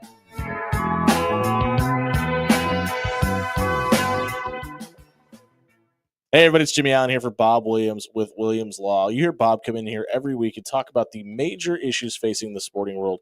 You don't have to be a large entity to work with a lawyer the caliber of Bob Williams. All you got to do, head over to WilliamsLawLLC.com tonight. Bob and his team are going to sit you down, explain your rights, and walk you through whatever the court date is that you're facing. Maybe it's not even you. Maybe your son or daughter has been is facing a legal charge, and you don't know what to do. Bob is going to sit you down for free. Make sure that Williams Law is the right fit for you and your family, and more importantly, your family is a fit for Williams Law as well before they ever charge you $1. Work with Williams Law tonight by heading over to WilliamsLawLLC.com. Get a free, no obligation legal consultation tonight.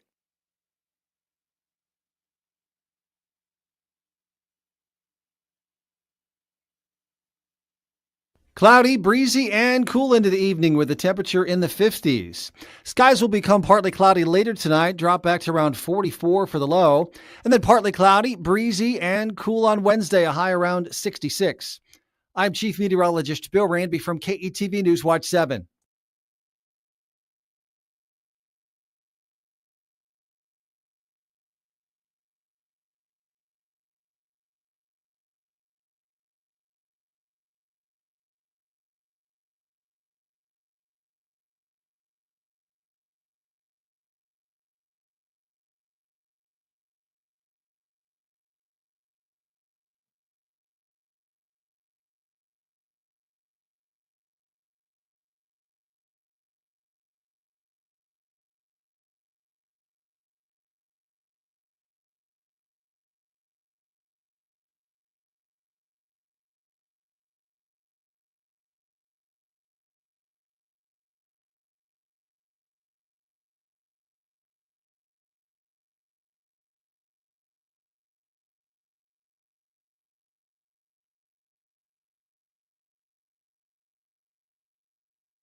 Hey, baseball fans, join the Blur Tailgate at Hilton Omaha this June for the 13th annual hospitality event during the College Baseball Championship Series. Book an experience for your clients or employees with an inclusive bar, buffet, TVs, music, and tailgate games. Secure your spot today and let Blur Events take care of all the work so you can enjoy the day. Plus, they're just steps away from Charles Schwab Field. Visit blurevents.com to book your group, buy tickets, or learn about sponsorships. That's blurevents.com, your college baseball and football tailgate destination.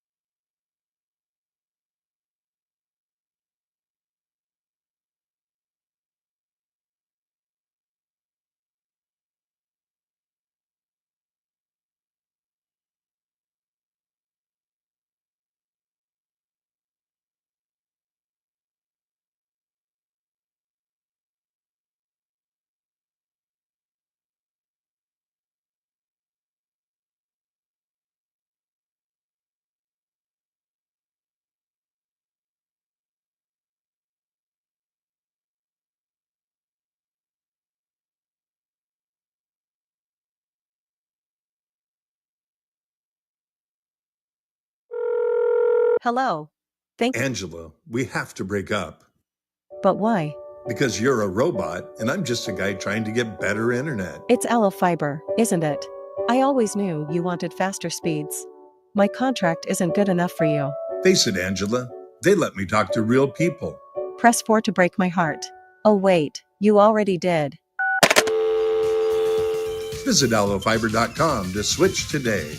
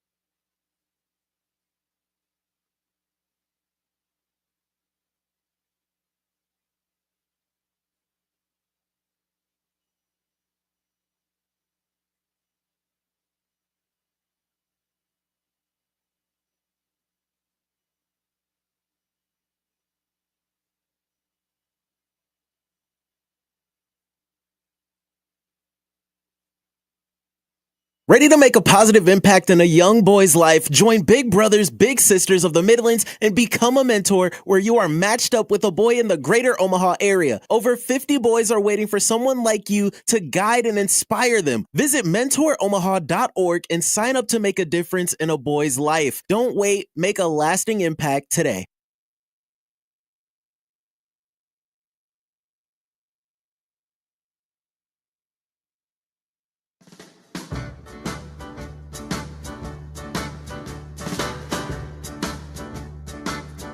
There's a developing story in Queens. Rumors surfacing all over the Twitterverse right now that St. John's may have broken and violated some pretty serious NCAA rules. Now, I say that to say this.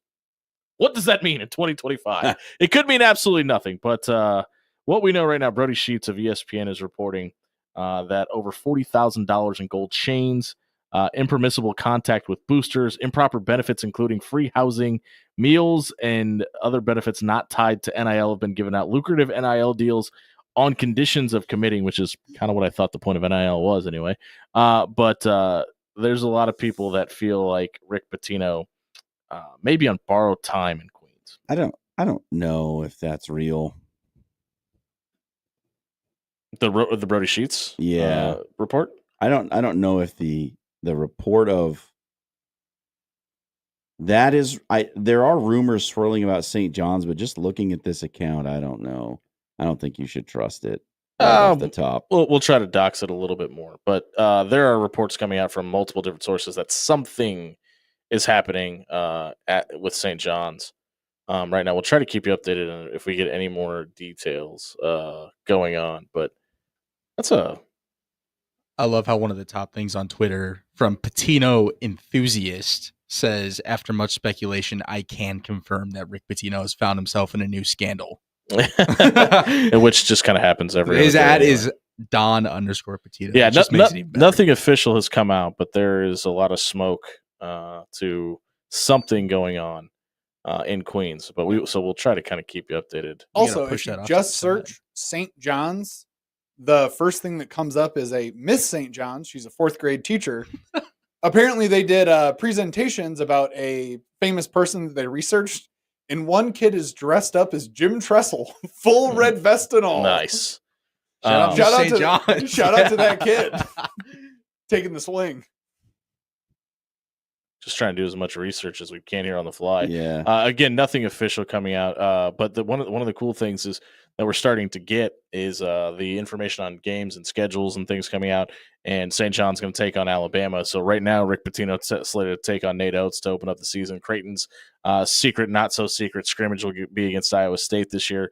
Things like that are starting to break throughout the college basketball world as we get ready to hit the month of June as well. But before we get there, we got to get through all the offseason nonsense that's happening in the football world and the ever-developing story of guys being able to touch butts or not. continues to go on as the Green Bay Packers have filed to try to get the tush push banned from football. Why you always Dan. Why you always got to throw the Green Bay Packers in there? Because they did it. But We made it. The owners did not have to bring it to a vote, Jerry. I think it's really funny how much the Philadelphia Eagles players are trying to say that it's not even really a big deal. AJ Brown was asked about it. He said, I don't have any thoughts on it. It's only 1 yard.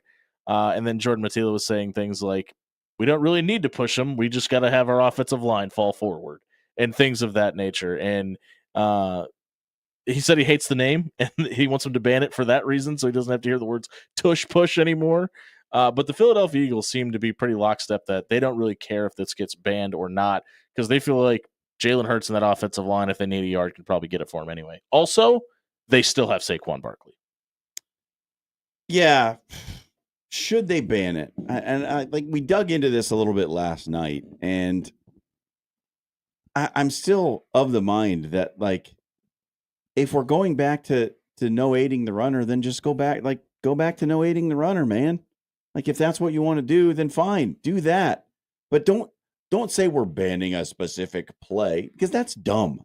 We're not banning a specific play. We're changing the fundamental rules of the game where aiding the runner, which was illegal for a long time, is now illegal again.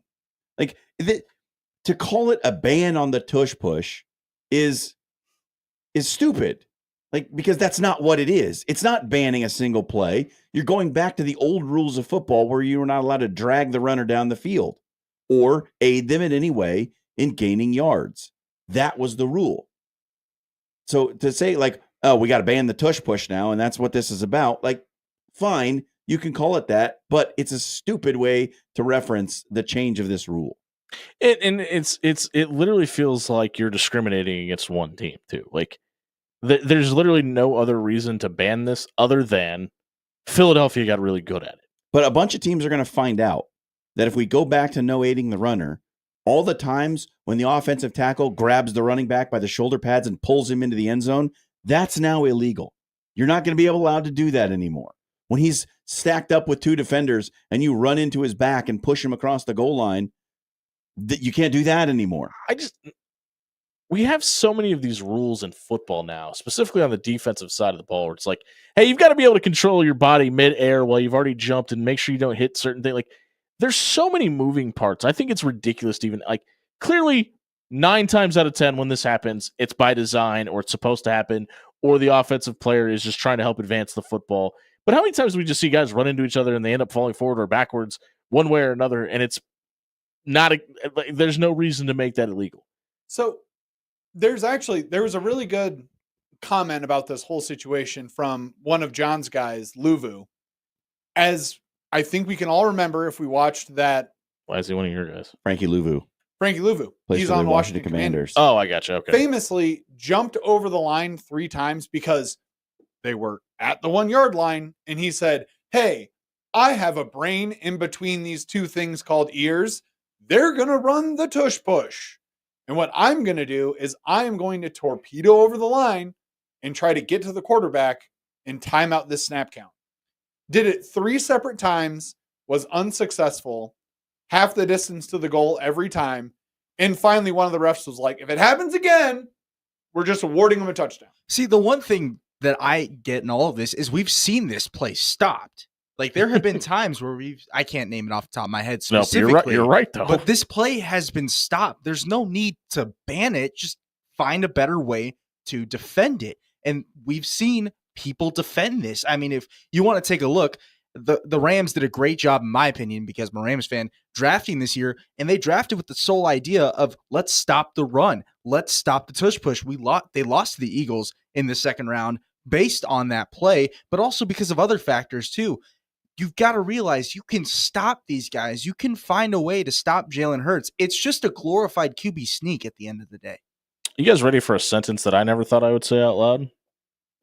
Nick Saban just won an Emmy for the most outstanding personality of emerging on-air talent for his duty on game day, by the way. He was pretty good. Is that a breaking news? We don't need that, but congratulations to Nick on the Oscar. That's more of a whoop. Yeah. Like, we go ahead. Is there the whoop-de-doo drop on there? Well, what did he ever do? He won an Emmy. Whoop-de-doo. I forgot the guy. Do we remember that guy's name? I do not. Yeah, he was a Saturday caller. He was great. If you missed this segment, check it out at soundcloud.com/afterhours1620.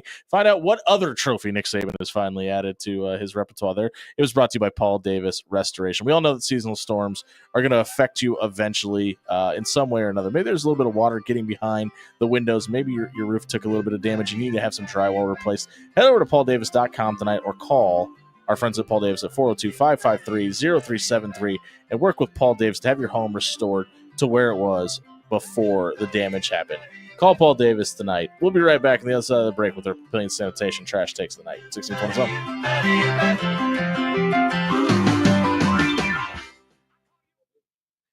Hi there, everyone. It's Dan Campen here once again reminding you on a Tuesday that right now I am very hungry. In 15 minutes, I will be significantly less hungry because I will have gone to one of Pepper Jack's 10 great local locations to get my favorite, I can already hear you saying it, the steak Gunner Philly with all the vegetables, including some jalapeno juice to make it extra spicy. And of course, whether it's fries or cheese curds, I know that Pepper Jack's has me covered with the side that I want and that I need in my belly. So if you want to be like Dan Campen, get out to one of Pepper Jack's 10 great local locations tonight.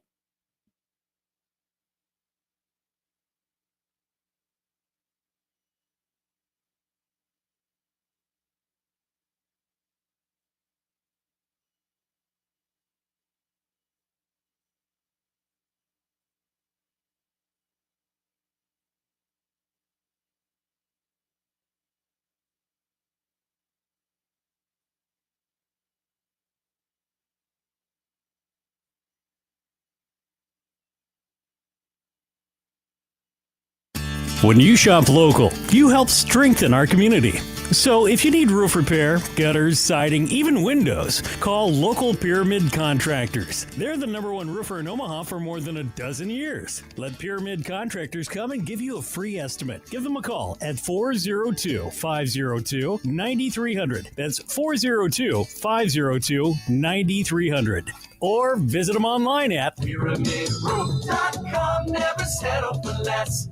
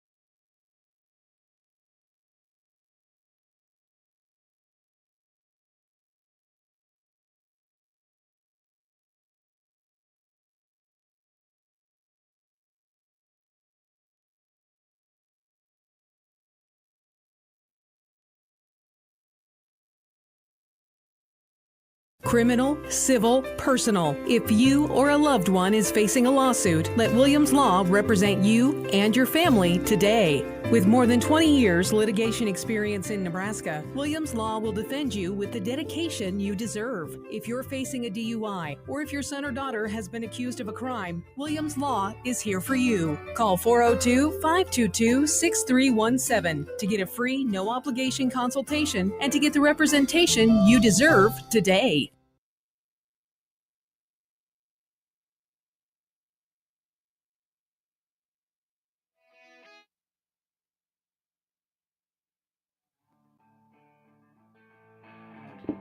Wrapping up the After Hours Lounge on a Tuesday night, brought to you by our friends at Pyramid Contractors. Over a decade of being #1 in Omaha doesn't happen by accident. Head over to pyramidroof.com. Book a free estimate for your windows, your roof, your gutters, your siding. They do it all. Check out pyramidroof.com for more details tonight. It is time for Papillion Sanitation Trash Takes tonight. What we'll do here is we'll put a poll up on Twitter, and we will give you all of our takes tonight. Whoever gets the least amount of votes will have the trashiest take of the night. We'll go ahead and start with Dan Campen, who has been ready and waiting for this moment. Dan, what do you got? Welcome back to Minnesota, Chet. You're down 8-3 right now in the first game of the Western Conference Finals. the Target Center was not built for you. You decided to flee away and go to Gonzaga. Gonzaga of all schools that you could have chosen. And Shy, I hope it feels good to know that your cousin, your own cousin, blood, is going to take you down. Oh, Dan with a bold prediction. I do. Minnesota in 5. So on the poll, your take is going to be Chet Holmgren is whack. I'm fine with that. John Schreiner? Okay. The rosters for the initial lineup for America's Gold Cup have been released. And I'm not going to go into breaking down the players and talking about the positions and all of this. I'm John Schreiner. I like soccer. But the thing that made me mad about this release of the rosters is several of America's best players will not be able to play for their national team in the Gold Cup, the Continental Championship in world soccer for North America, Central America, and the Caribbean. Why, you ask? Because of some stupid thing called the Club World Cup, which somehow takes precedence over international soccer. Yeah, that's right. Teams who have qualified for the Club World Cup, which nobody pays attention to because it literally does not matter, get to hold their players out from international competition the year before the World Cup. These are the tune-up matches for the competition that's being held in these United States of America, and the U.S. doesn't even get its full complement of players because some of them are playing in a meaningless international club tournament. I hate this so much. The Club World Cup needs to die. All right, so your trash take tonight is a soccer thing. The Club World Cup needs to die. Club World Cup needs to die. Okay. Logan, what do you got? You talked about this briefly yesterday, but the potential of Bryce Harper getting traded from the Phillies, which at the end of the day, I don't think is a terrible idea for both sides. The Phillies are struggling this year, and Bryce Harper specifically. I think the Pirates is a terrible move. One team that I feel like could potentially make the move for him, the Seattle Mariners. Right now, their first baseman is Rowdy Tellez, batting 196 on the season, which, I don't even need to look up. Yeah. Not great at all. I don't know off the top of my head, like who those pieces would be involved, but if I'm the Phillies and I see this trade idea from the Mariners, get him on the other side, get him a fresh new start. He's been on the East Coast his entire career. Isn't he from Florida? I could be wrong there. Florida, Texas. He's from Las Vegas, isn't he? Las Vegas. No, I thought he was from I think he's from Vegas too. I think you're right. I thought he was. Yeah. I thought he was from Nevada. He played I know at that he's Southern Utah or that's where he community went to college. JUCO. Yeah. There's no team in Nevada yet. He is a Latter-day Saint. Oh, didn't know that. But yeah, I feel like a good move. Henderson, Nevada, you idiots.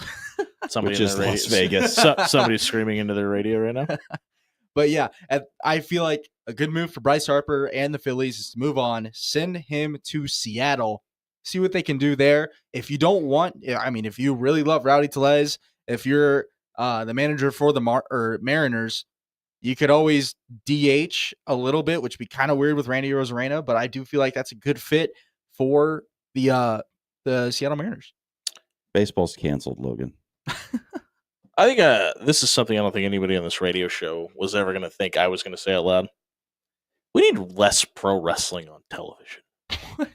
There's a lot of Can't say I disagree. There's some really bad product out there right now. You say this after John Cena followed you on That's Twitter. what people forget. Yeah. John Cena follows me on Twitter. No, so there's a date being canceled for NXT in Tampa coming up. They don't know why, but it's probably because there's too many people that are hurt. AEW is just a bad product now. All their quote unquote stars are going back to WWE, and WWE's got an oversaturated roster. And the whole point of what NXT was supposed to be a practice and a training ground for developmental to become a pro wrestler. Now they put these kids on TV every week and they make mistakes and they get judged, and it's hurting careers. I think the same thing is happening at AEW.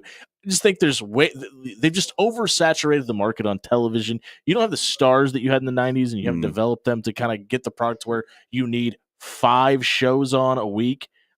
We don't need pro wrestling 5 nights a week.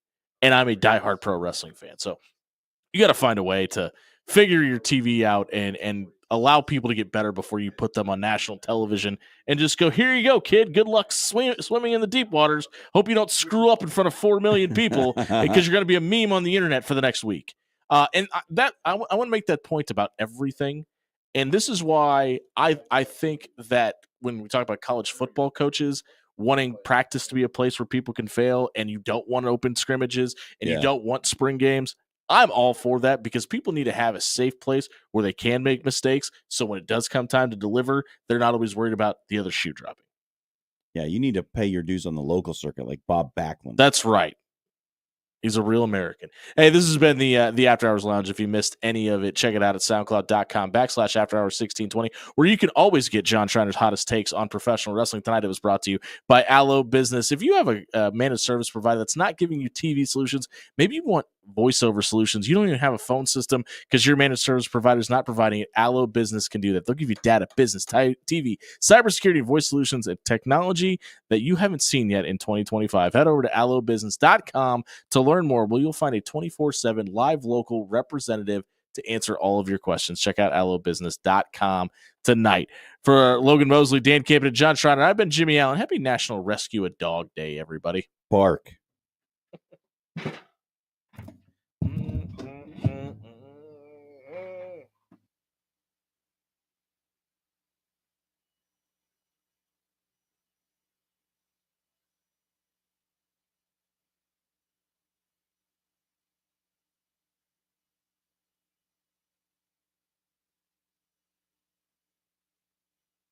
Look, your Philly's lonely. Your burrito? Begging for backup. Your rice bowl? Needs a hype crew. Enter Pepper Jack's new sides, gooey cheese curds, crispy onion rings, and jalapeno poppers with just the right kick. It's the flavor squad your meal's been dreaming of. Because let's be real, you deserve a little deep fried joy. Pepper Jack's. Grill loud, snack louder. Pepper Jacks Grill. Famous Phillies, so much more. Pepper Jacks Grill.